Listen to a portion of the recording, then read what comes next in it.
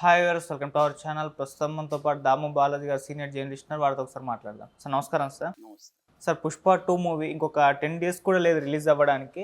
అప్పటికి కొన్ని వివాదాల్లో అయితే చిక్కుకుంటూ ఉంది సార్. మనం ఒకటి చెప్పుకోవాలి, దేవిశ్రీ ప్రసాద్ గారిది మొన్న స్టేజ్ పైన ఆయన ప్రొడ్యూసర్స్ పైన అసంతృప్తి వ్యక్తం చేయడం ఒకటి, అండ్ అంబటి రాంబాబు గారు దీన్ని పొలిటికలైజ్ చేసి నిన్న ప్రెస్ మీట్ పెట్టి దీన్ని కూటమి ప్రభుత్వం ఆపడానికి ప్రయత్నిస్తుందని చెప్పేసి ఆయన స్టైల్లో ఒకటి చెప్పేశారు. అంటే ఈ వివాదాలు సినిమా పైన ఏమన్నా ప్రభావాన్ని చూపిస్తుంటాయా? అసలు మీరేం చెప్తారు సార్ ఈ ఇష్యూ గురించి? పుష్పకు సంబంధించి ఏదో ఒక వివాదం రోజు రోజుకి వస్తూనే ఉంది. ఇప్పుడు కొత్తగా 2 రకాల వివాదాలు కనిపిస్తాయి. ఒకటేమో పుష్ప టీంలోనే ఉండే విభేదాలు బయటకు వచ్చాయి. చెన్నైలో, సౌత్ ఇండియాలో, అంటే నార్త్లో బీహార్ అదంతా అయిపోయినాక సౌత్లో చెన్నైలో మీటింగ్ పెట్టారు. ఆ మీట్లో దేవిశ్రీ ప్రసాద్ స్టేజ్ మీదనే ఓపెన్గా ప్రొడ్యూసర్ల మీద తన అసంతృప్తి ఎక్స్ప్రెస్ చేశాడు. సో అది ఆల్రెడీ మనం చెప్పుకున్నాం కూడా. దేవిశ్రీ ప్రసాద్ మార్చేసి అంటే బీజిఎంకి ఇంకొక ఇద్దరిని తీసుకొచ్చారు. తమన్ కావచ్చు, ఇటు కన్నడ మ్యూజిక్ డైరెక్టర్ని. దానివల్ల దేవిశ్రీ ప్రసాద్ అసంతృప్తి ఉన్నాడు అనే వార్తలు అప్పుడు గతంలో కూడా వచ్చాయి. ఇప్పుడు దానికి ఊతమిస్తూ ఈయన మాటలు కనిపిస్తున్నాయి. ఈయన స్టేజ్ మీదకి రాగానే రవిశంకర్ సార్ నేను కాస్త ఎక్కువ మాట్లాడతానని చెప్పి ఆయన రవిశంకర్ని, అంటే ఆయన one of the producers, Mythri movie మేకర్స్లో రవిశంకర్, నవీన్ ఇద్దరు ప్రొడ్యూసర్లు. రవిశంకర్ని అడ్రస్ చేస్తాను మాట్లాడాడు ఆయన. నేను టైంకి నాకు వాళ్ళు నా మీద వాళ్ళకి ప్రేమ ఉంటుంది, కంప్లైంట్స్ కూడా ఉంటాయి. అయితే ప్రేమ కంటే కంప్లైంట్స్ ఎక్కువ ఉంటాయి. అది ఎందుకో నాకు అర్థం కాదు.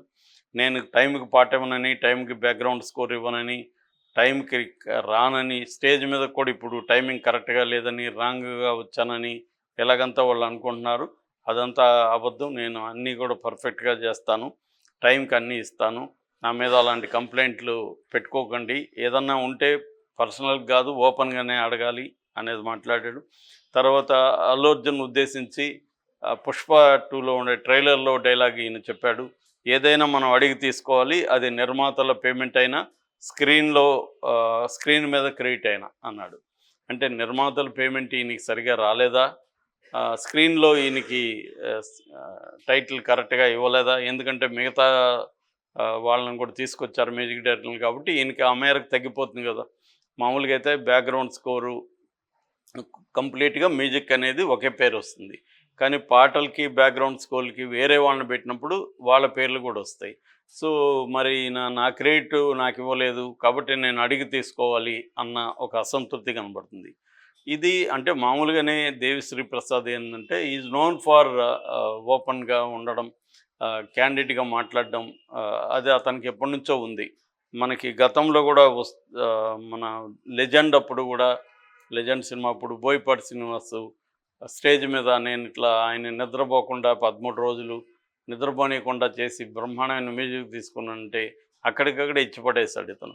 నువ్వు నిద్రపోకుండా నన్ను చేయడం ఏంటి, నువ్వు నా దగ్గర పిండుకోవడం ఏంటి, నేనేమో నా పాలు పిండుకోవడానికి, నన్ను ఎవరు పిండుకోవాల్సిన అవసరం లేదు, నన్ను ఎవరు నిద్రపోనీయకుండా చూసుకోవడం అవసరం లేదు, నాకు ఒక పని అప్పచెప్తే నేను నిద్రపోకుండా చేస్తాను, ఎవరి మాట కూడా నేను విన్ను అనేది గట్టిగా ఇచ్చుకున్నాడు. అంటే చాలామంది డైరెక్ట్లు ఏం చేస్తుంటారంటే, జనరల్గానే నేను ఆయన దగ్గర మంచి క్వాలిటీ వర్క్ తీసుకున్నాను, యాక్టర్ దగ్గర బ్రహ్మాండంగా వర్క్ తీసుకున్నాను, ఇది మాట్లాడుతుంటారు. మరి రివ్యూలు రాసేటప్పుడు కూడా డైరెక్టర్ మంచి వర్క్ తీసుకున్నాడు మ్యూజిక్ డైరెక్టర్ నుంచి, ఆయన ఇచ్చాడనే కంటే ఈయన తీసుకున్నాడని క్రెడిట్ ఎక్కువ పోతుంది. అది కొంతవరకు వాస్తవం కూడా. ఎందుకంటే మనం ఇప్పుడు రాజమౌళి లాంటి వాళ్ళని చూస్తాం, కాంప్రమైజ్ అవ్వకుండా మళ్ళీ రీషూట్లు చేయడం, మళ్ళీ చిన్న కెమెరా వైపు నుంచి మిస్టేక్ ఉన్నా కూడా మళ్ళీ చేయడం, ఇవన్నీ చేస్తారు. ప్రతి ఒక్కరు ఎర్రేజ్ హ్యూమన్ అనే సామెత ఉంది. తప్పు చేయడం అనేది మానవ నైజం. కాబట్టి అదొకటి. రెండోది, మనకు నచ్చినట్టుగా అవతలవాడు ఇవ్వకపోవచ్చు. మనకు నచ్చిన టూని ఇవ్వకపోవచ్చు. ఇచ్చినా కూడా దాని కంపోజిషన్ కానీ బీజిఎమ్స్ కానీ మనకు నచ్చినట్టుగా లేనప్పుడు మళ్ళీ డైరెక్టర్ వెంటబడి చేయించుకుంటారు. అదే చెప్తారు, నేను ఆయన్ని నిద్రపోనివ్వలేదని పాజిటివ్గా చెప్పాడు తప్ప నెగిటివ్. కానీ తనకి అది కూడా కోపం వచ్చింది. అంటే తనని ఎవరైనా క్రిటిసిజం చేసినా, లేకపోతే తన గురించి తక్కువ చేసినట్టు అనిపించినా ఇతను తట్టుకోలేడు. కాకపోతే పుష్ప ముందు నుంచి కూడా పుష్ప 2కి సంబంధించి అనేక విభేదాలు వచ్చాయి. ఫస్ట్లో ఏంటంటే ఆల్రెడీ పుష్ప 1 తీసినప్పుడే 10% పుష్ప 2 కూడా తీశారు. కానీ ఆ సినిమా రెస్పాన్స్, దాని మీద వచ్చిన విమర్శలు అవన్నీ రివ్యూస్ చూసిన తర్వాత సుకుమార్ దాన్ని ఆ 10% పక్కన పెట్టి మళ్ళీ ఫ్రెష్గా తీశాడు. దానివల్ల ఖచ్చితంగా ప్రొడ్యూసర్ల మీద భారం పడుతుంది. ఈ మధ్య ఏమైందంటే ఇటువంటి పాన్ ఇండియా సినిమాలకి ప్రొడ్యూసర్లకు వాసిపోతుంది. అది ఆడి డబ్బులు వస్తే ఓకే, రాకపోతే ఏమవుతుందంటే ఎక్కువ ఖర్చు పెట్టాల్సిన పరిస్థితి. డైరెక్టర్లు కూడా పాన్ ఇండియా అనేసరికి ఒక రకంగా రాజమౌళినే ఇది అలవాటు చేశాడు. మళ్ళీ కంప్లీట్గా రీషూట్ చేయించడం, షెడ్యూళ్ళు రీషూట్లు. ఈ రీషూట్ల వల్ల ఏమవుతుందంటే ఆర్టిస్టులు అందరు డేట్లు దొరకవు. దాంతో వాళ్ళు కూడా డేట్లు ఎక్కువ ఇవ్వాలి కాబట్టి వాళ్ళు రెమ్యునరేషన్లు పెంచేస్తారు. ఇలా ఓవరాల్ కాస్ట్ అనేది ప్రొడ్యూసర్ మీద పడుతుంది. అంటే డైరెక్టర్ క్లారిటీ లేకుండా ఉండడం, లేదా హీరో ముందే స్క్రిప్ట్ అప్పుడే క్లారిటీ లేకుండా ఉండడం. రెండోది వాళ్ళ మీద కూడా ఈ పాన్ ఇండియా ప్రెజర్ పడడం. అంటే ఇప్పుడు బీహార్లో ఉండే వాళ్ళని సంతృప్తిపరచాలి, ఇట్లా సౌత్ చెన్నైలో ఉండే వాళ్ళని అన్ని ఆడియన్స్ని చేయాలంటే వీళ్ళకేవో కొన్ని లెక్కలు ఉంటాయి.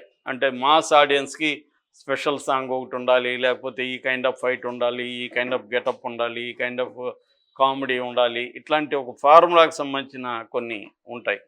దాన్ని పెట్టడానికి ట్రై చేస్తారు. మామూలుగా ఇవన్నీ పెడితే ఆడుతాయంటే చెప్పలేం. ప్రతిదానికి నెససరీ కండిషన్, సబ్సెంట్ కండిషన్ అని రెండు ఉంటాయి.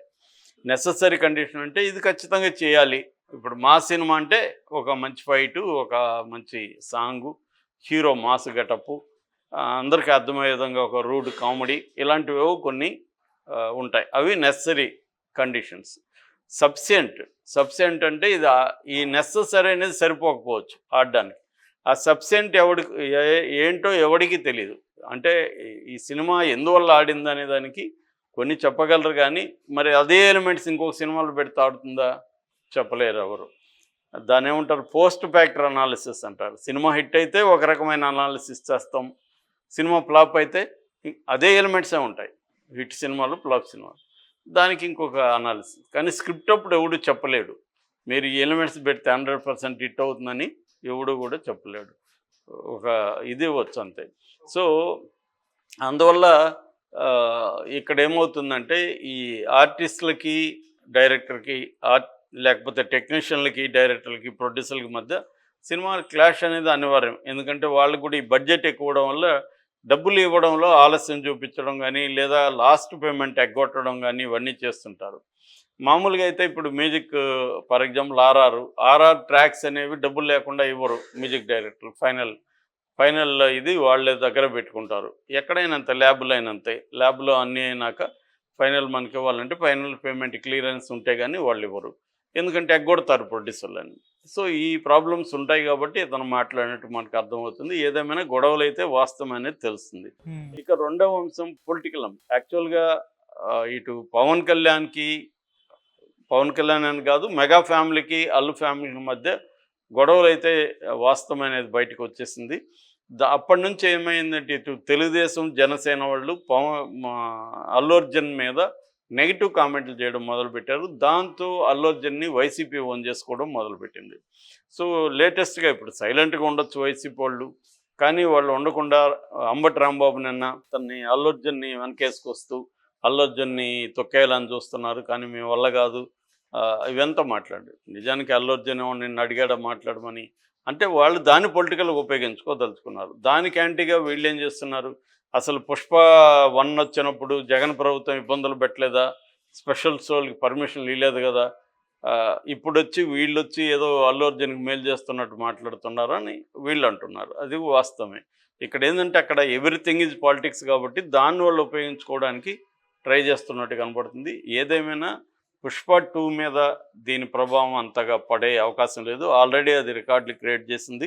11,500 థియేటర్లు వరల్డ్ వైడ్. ఇది ఇప్పటివరకు ఇండియాలో రికార్డు. ఏ సినిమా కూడా ఇన్ని థియేటర్లలో రిలీజ్ కాల, అన్ని థియేటర్లలో రిలీజ్ అవుతుంది.